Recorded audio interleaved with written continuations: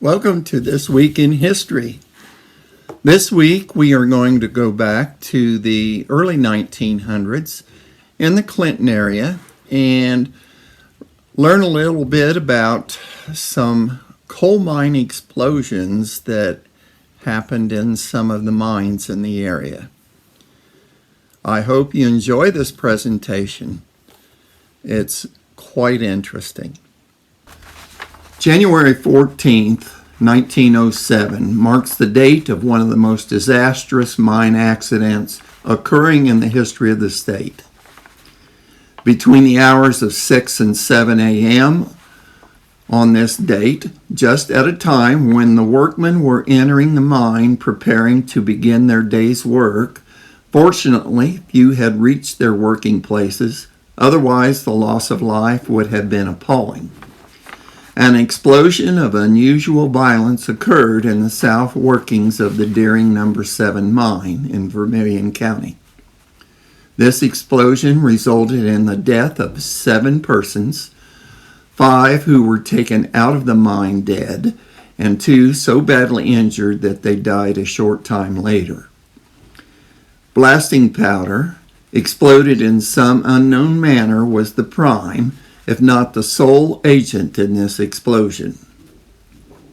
The following are the names of the nationalities of those killed, also the number of the dependents left by each.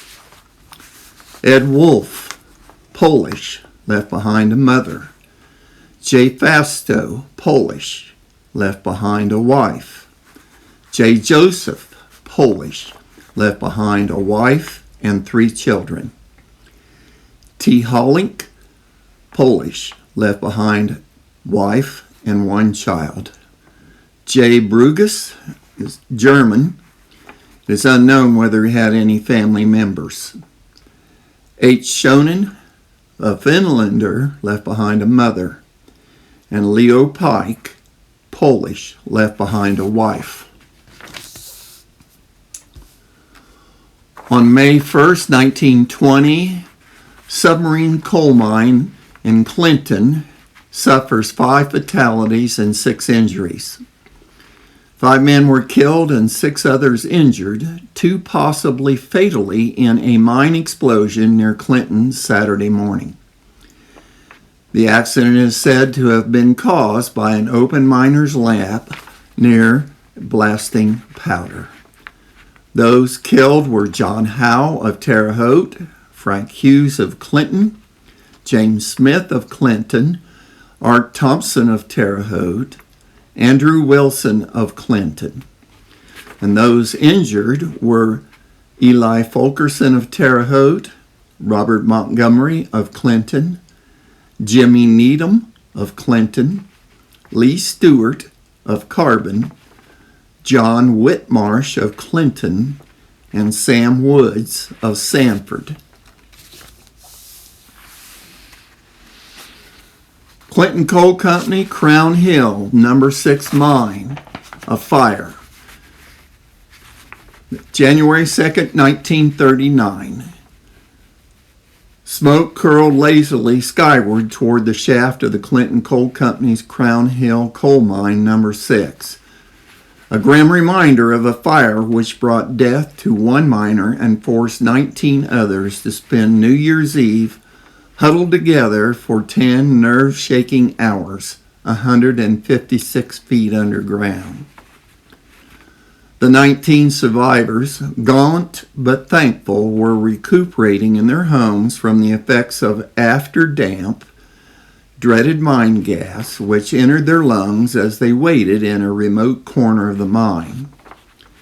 Jesse Hayes, age 35, a father of 3 children, was believed to have wandered away from his fellow workers and encountered a pocket of gas which caused his death.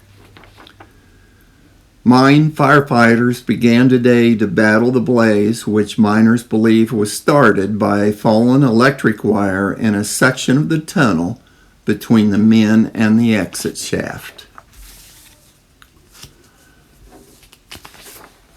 Here you have a picture of the tipple at Crown Hill Coal Mine, No. 6, here in Clinton.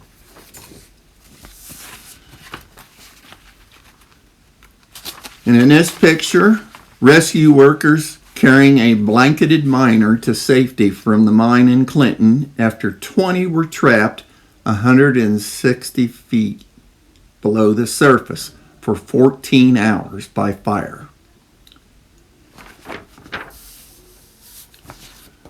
At first, mine survivor was rescued. Entombed 160 feet down underground behind a barrier of burning flames, when an explosion set off by an electric spark trapped 20 men in Crown Hill Mine No. 6 near Clinton. Miner John Yiari is shown swathed in blankets as he emerged from the mine shaft after rescue workers had reached the entry in which the trapped miners were at work. One man was killed, several injured by the blast. Here is a picture of a miner. His family gives hot coffee to Natali Mazzarelli, one of the 19 miners rescued from the shaft near Clinton, Indiana. One died in the mine. Survivors tell terror tale of hours in mine. Hope almost abandoned as air gives out and fire bars way. Prayers of 19 men are finally answered.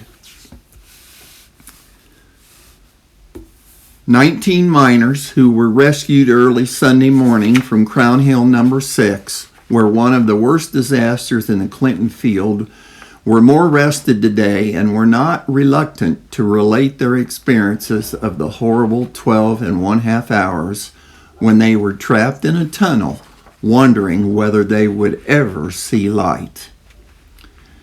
I don't mind talking about it now since I'm out, said Sai Matioda, age 29 and the youngest of the 20 men. Some of the stories which we have all read don't tell the real story, and I'm glad to tell you what I know. I don't want to go back to the mine, Matioda said. Saturday night, I didn't think I would ever see light again, and now that I see it, I want to keep on seeing it. Sai was calm, but said that his heart was still beating at a rapid pace from the gas fumes and the intense strain which he underwent. At 12:30 Saturday afternoon, we had a call from the surface that there was a fire in the mine, but that it was not serious. We were instructed to go to the parting and wait. They said the power would be turned off, and then they would call and tell us when to start to the top. We all went to the parting and waited. The power went off, but there was no call. We started to go out, but could not move up. The smoke seemed to stop at one place. It curled from the top to the floor and seemed to go back where it came from. The boss told us we would have to go back. We went back and began to wait. Every little while, 2 men would go up and see if the smoke was getting closer, but it didn't move on us. If it had, we would have all been dead.